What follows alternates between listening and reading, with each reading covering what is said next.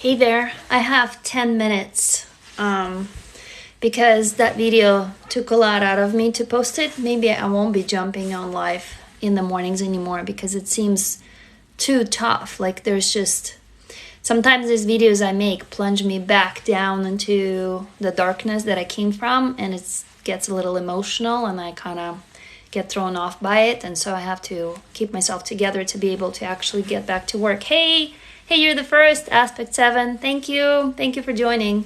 I just posted a video that you guys asked me to make last night about touch, how to reintroduce touch into your life after sexual abuse and how to be comfortable with touch. I mean, 1 minute video doesn't actually tell a lot. Oh, you're fine today? Right on. That is awesome. That is so great. I'm so happy to hear it. I'm a little shaken, honestly, because I thank you for asking. I made this video for you about how to reintroduce touch.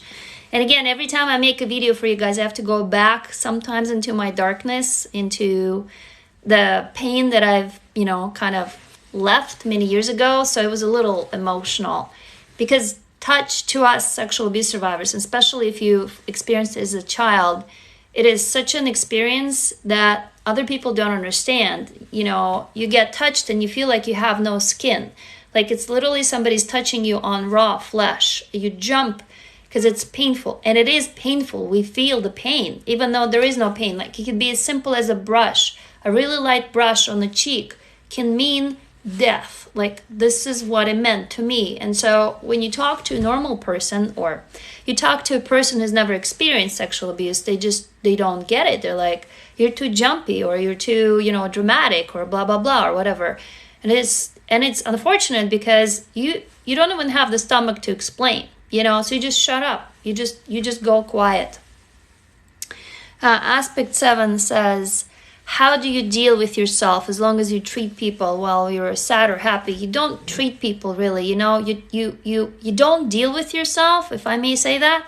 You take care of yourself, okay? And all those people can fucking burn in hell. Seriously, there's no one more important in your life than you. There's nothing more important in your life than your health. And everybody else can piss off. All of their requests, everything. There is nothing more important. It is not selfish. It is you taking care of yourself. And if you've been abused, you've learned that you have to take care of other people, which is bullshit. I love waffles. Hey, I love waffles. Says, may I ask if you've been able to be in a long-term relationship after this? That's a really good question. So my first marriage was kind of hasty. We were both teenagers. I was a teen mom. I got pregnant at 17 because I offered my body for sex to, another boy at high school. That's what we do once we've been through sexual abuse. And he's like, sure, let's have sex, he said. And I was like, here's my body, right? I got pregnant. We had to get married. We were married for 4 years and it was terrible. It didn't work out. We were both kids, essentially, right? But he cheated. He was actually with another girl in the room of our wedding, and I was pregnant crying in my bed. That was my wedding experience. And then he drank with his buddies and never got home. I was alone with the baby and with his mom and his grandma, with my in-laws. So eventually I broke it off and I walked away. And then my second marriage lasted 15 years. We also divorced.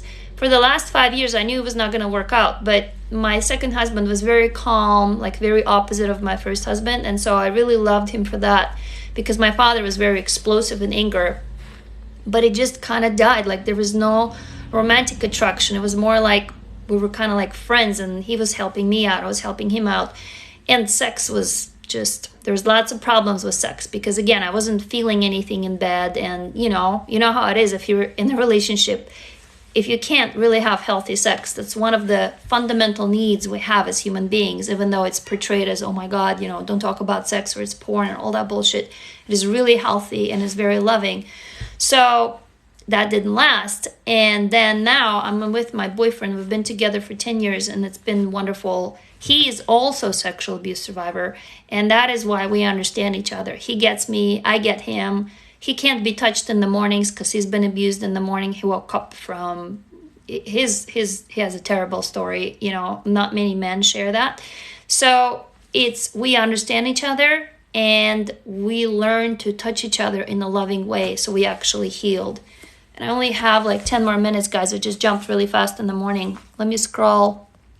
Let me take a look at your comments here. Did I answer your question? I love waffles. I literally love your name. I love waffles. That is so cute. Aspect 7 says, when you're sad, how do you breathe for yourself? Okay, so basically you're asking, how do you take care of yourself? I love Bruno says, I love your content. Was wondering if it's possible for you to make lives to match European times.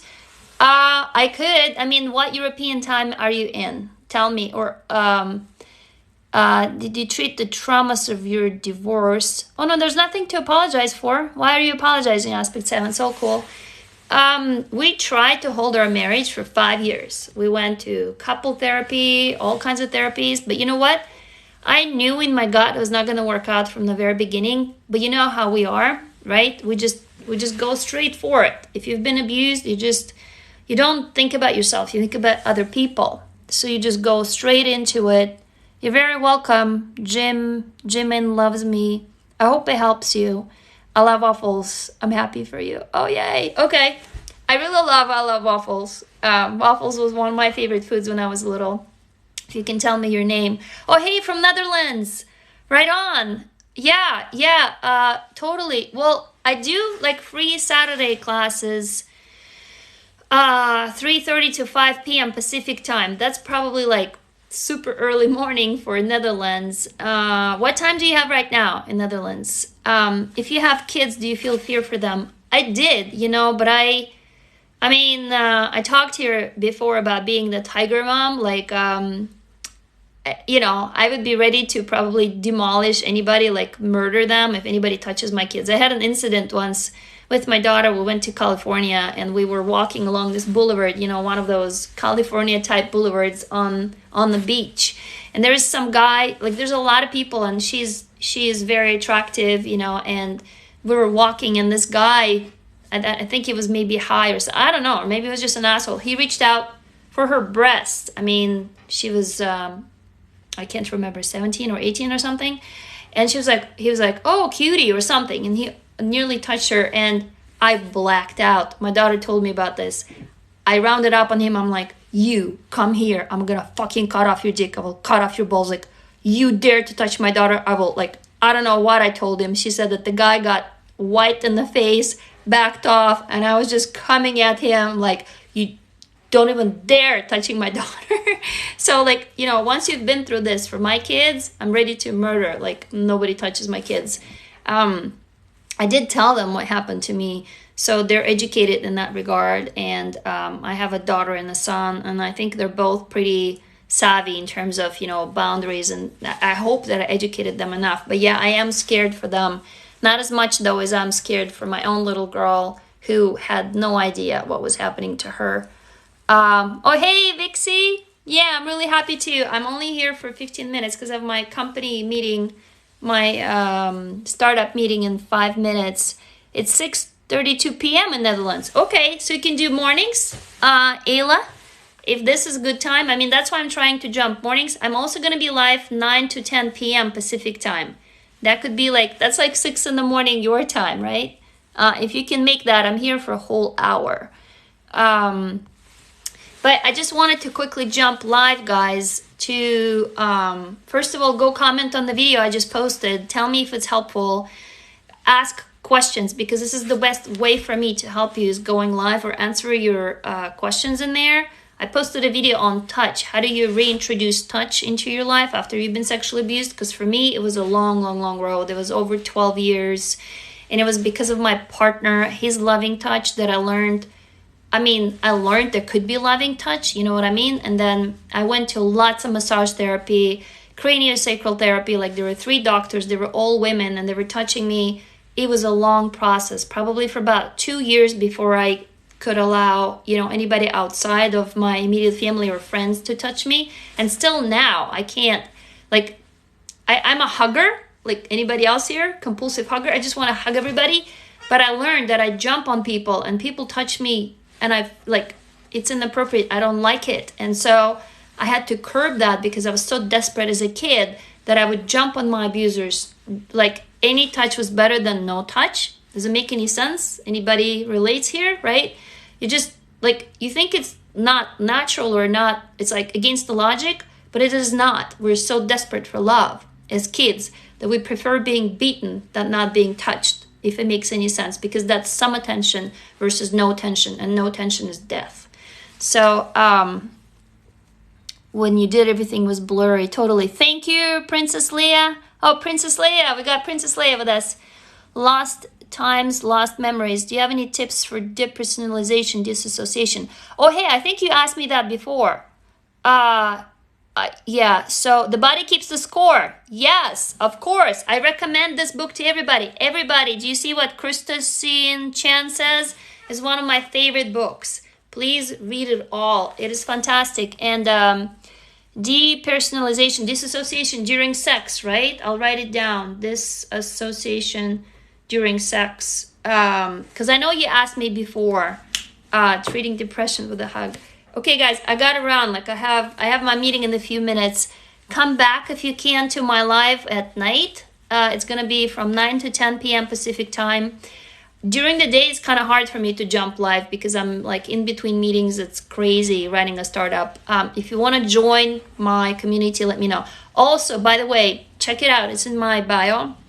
We're looking for designers. We're looking for interns.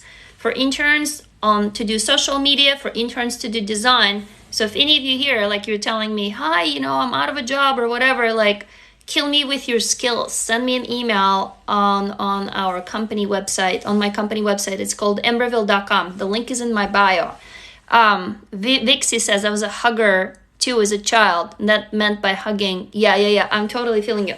Okay, guys, I gotta run. I love you all. Reach out to me. I'll see you tonight. Please comment on the video I just posted. Tell me if it helps and ask me any questions, okay? And if you want to send me a longer message, follow me on Instagram and send me a direct message there. I'll see you. Bye.